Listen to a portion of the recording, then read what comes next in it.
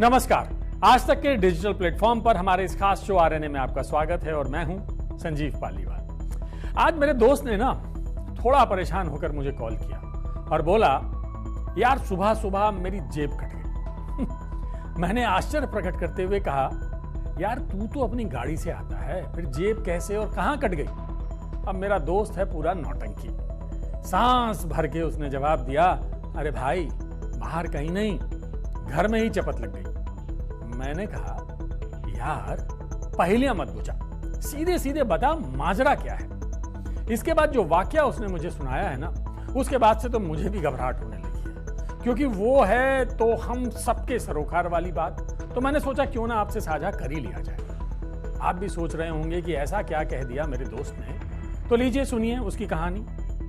उसने आगे बताया, घर से ऑफिस आने के लिए तैयार हो रहा था। पत्नी जी ने टिफिन लाकर रखा और बोली कि फरमाइश पर मेरी सारी फेवरेट चीजें उन्होंने बना दी हैं और पैक करके रख दिया है सामने, लेकिन बोली कि 25 रुपए देने होंगे। भाई छाछ पी रहा था, हाथ से ग्लास छूटते छूटते बचा और फिल्मी स्टाइल में छाछ का घूंट फव्वारा बनकर बाहर आते आते बचा। उसने किसी तरह छाछ का घूंट गटका और पूछा कि आज ये रुपए की बात क्यों? भाई खाना तो रोज मिलता था, आज 25 रुपए क्यों मांग रही हो पैक वैक करके देने के? इसके बाद जो पत्नी ने हिसाब समझाया तो बस बोली कि मेरी पसंद की मटर पनीर की सब्जी बना कर दी है, साथ में दही भी है और दही में चीनी भी डाली है, और हाँ रोटी चाहे तुम कम खाते हो लेकिन एक रोटी के साथ साथ थोड़ा सा चावल भी है। इन सब चीजों पर लग गया है जीएसटी। इसी के 25 रुपए वसूलने। भाई मामला यही नहीं रुका, बोली कि सरकार चाहे कोई रिबेट देती हो या नहीं, मेरी तरफ से तुम्हारी सुबह की चाय मुफ्त थी, हालांकि उसमें भी दूध और चीनी लगती है, और हाँ ये जो छाछ पी रहे हो ना, इस पर भी जीएसटी लगनी शुरू हो चुकी है, लेकिन तुम मेरी तरफ से कॉम्प्लीमेंट्री समझो। वो कहने लगा, आप संजीव भाई बताओ यार, एक टाइम के खाने के लिए ही सिर्फ टैक्स के 25 रुपए देकर आ रहा हूं, वो भी बीवी को। कटी ना जेब सुबह सुबह। मैं अपने दोस्त को क्या सांत्वना देता, दी भी नहीं मैंने। इससे ज्यादा इंपॉर्टेंट मुझे यह लगा कि इस एपिसोड में आपसे चर्चा की जाए जीएसटी और उसके दायरे में आए नए प्रोडक्ट्स की, बड़े दाम से गड़बड़ाए घर के बजट की, खास तौर पर किचन का संतुलन बिगड़ने की। इसके अलावा जीएसटी की शुरुआत और टैक्स के इतिहास की बातें भी करेंगे आपसे, क्योंकि आप देख रहे हैं आरएनए। आरएनए मतलब रियल न्यूज एनालिसिस। हम फेक न्यूज नहीं दिखाते, उससे रखते हैं दूरी और बताते हैं आपको बातें जरूरी, वो भी पूरे विश्लेषण के साथ। तो रहिए हमारे साथ और जानिए अपने सरोकार वाली खबरों को विस्तार से। आम आदमी पर महंगाई की मार बढ़ गई है। 18 जुलाई से जरूरत की कई चीजें महंगी हो गईं, जिसकी वजह से मेरे दोस्त की तरह आपकी जेब पर भी बोझ बढ़ेगा। दही लस्सी से लेकर अस्पतालों में इलाज के लिए अब लोगों को अधिक पैसे चुकाने पड़ेंगे। जरूरत की तमाम वस्तुओं पर सरकार ने जीएसटी की दरें बढ़ा दी हैं। कई वस्तुओं को पहली बार जीएसटी के दायरे में लाया गया है। सीबीडीटी यानी central board of indirect taxes and customs के नए नोटिफिकेशन के मुताबिक सोमवार से इस सिफारिश को लागू किया गया, जिसके कारण कई चीजें महंगी हो गई। वित्त मंत्री निर्मला सीतारमण की अध्यक्षता में हुई जीएसटी काउंसिल की बैठक में दूध के प्रोडक्ट को पहली बार जीएसटी के दायरे में शामिल करने का फैसला किया गया था। जीएसटी काउंसिल की बैठक में टेट्रा पैक वाले दही, लस्सी और बटर मिल्क पर 5% जीएसटी लगाने का फैसला किया गया। ब्लेड, पेपर कैंची, पेंसिल शार्पनर, चम्मच, कांटे वाले चम्मच, स्किमर्स और केक सर्वर्स आदि पर सरकार ने जीएसटी बढ़ा दिया है। अब इस पर 18% की दर से जीएसटी वसूली जाएगी। अब 5,000 रुपए से अधिक किराए वाले अस्पताल के कमरों पर भी जीएसटी देना होगा। इसके अलावा 1,000 रुपए प्रतिदिन से कम किराए वाले होटल के कमरों पर 12% के हिसाब से टैक्स लगाने का प्रावधान है।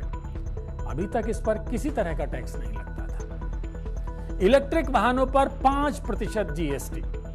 बागडोगरा से पूर्वोत्तर राज्यों तक की हवाई यात्रा पर जीएसटी छूट अब इकोनॉमी क्लास तक ही सीमित होगी। आरबीआई, बीमा नियामक एवं विकास प्राधिकरण, भारतीय प्रतिभूति एवं विनिमय बोर्ड जैसे नियामकों की सेवाओं के साथ रिहायशी मकान, कारोबारी यूनिट को किराए पर देने पर कर लगेगा। बैटरी या उसके बिना इलेक्ट्रिक वाहनों पर रियायती 5% जीएसटी बनी रहेगी। पैक्ड मछली, दही, पनीर, लस्सी, शहद, सूखे मखाने, सूखा सोयाबीन और मटर पर अब 5% जीएसटी लगेगी, जो पहले नहीं लगती थी।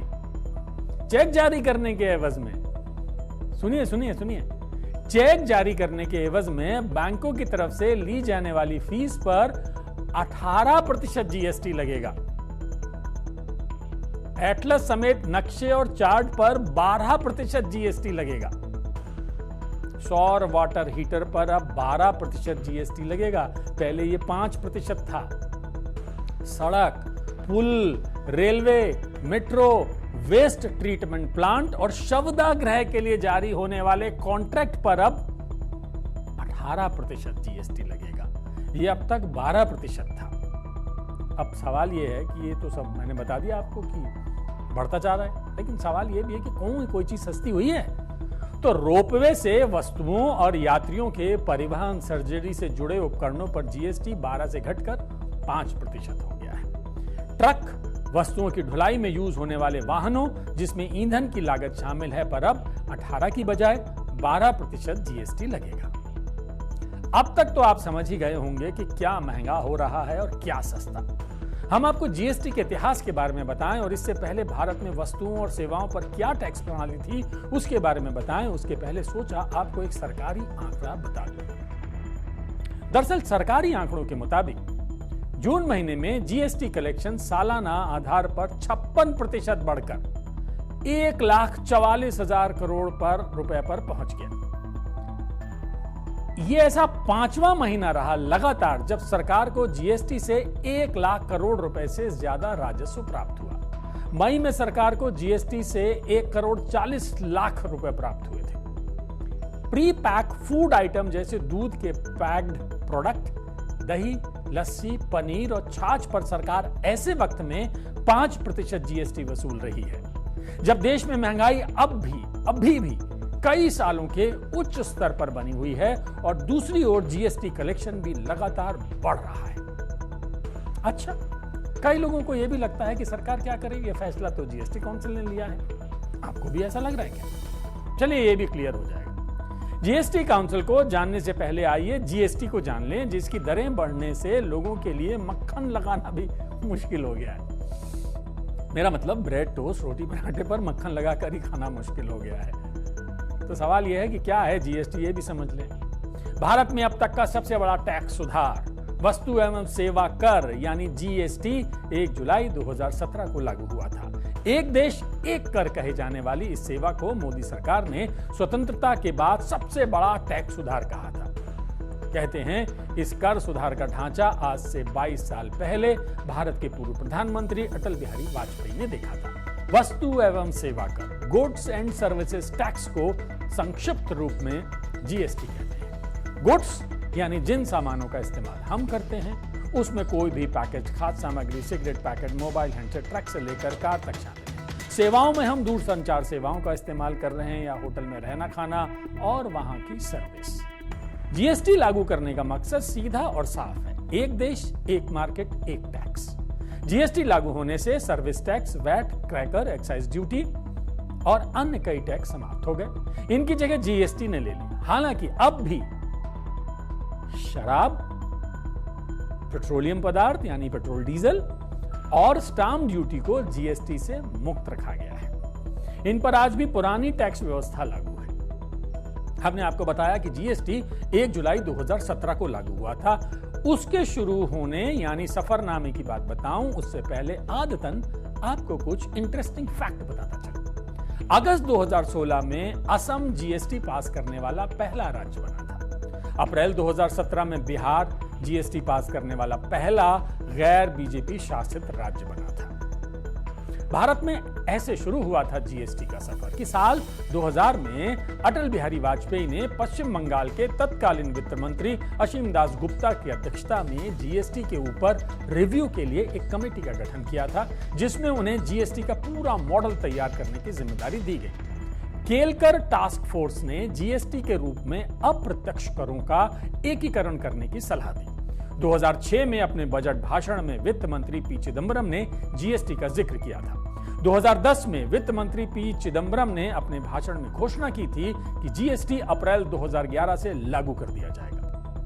2011 में लोकसभा में सभी वस्तु और सेवाओं पर जीएसटी के लिए 115वां संविधान संशोधन बिल लाया गया।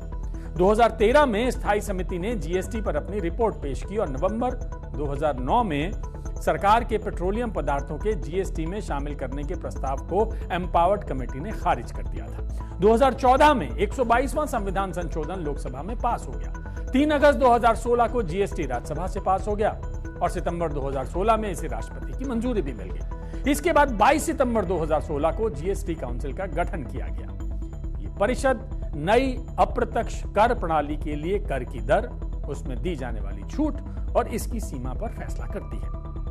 23 सितंबर 2016 को जीएसटी नेटवर्क का गठन किया गया। यह एक ऑनलाइन नेटवर्क है जिसे उपभोक्ताओं और कारोबारियों की समस्याओं और सवालों को हल करने के लिए बनाया गया है। 2017 में सरकार ने 4 प्रकार के जीएसटी बिल पेश किए, जिसमें केंद्रीय जीएसटी, एकीकृत जीएसटी, केंद्र शासित राज्यों का जीएसटी बिल और जीएसटी बिल शामिल था। 20 मई को जीएसटी परिषद ने जीएसटी कर की 4 दरें 5%, 12%, 18%, 24% तय की।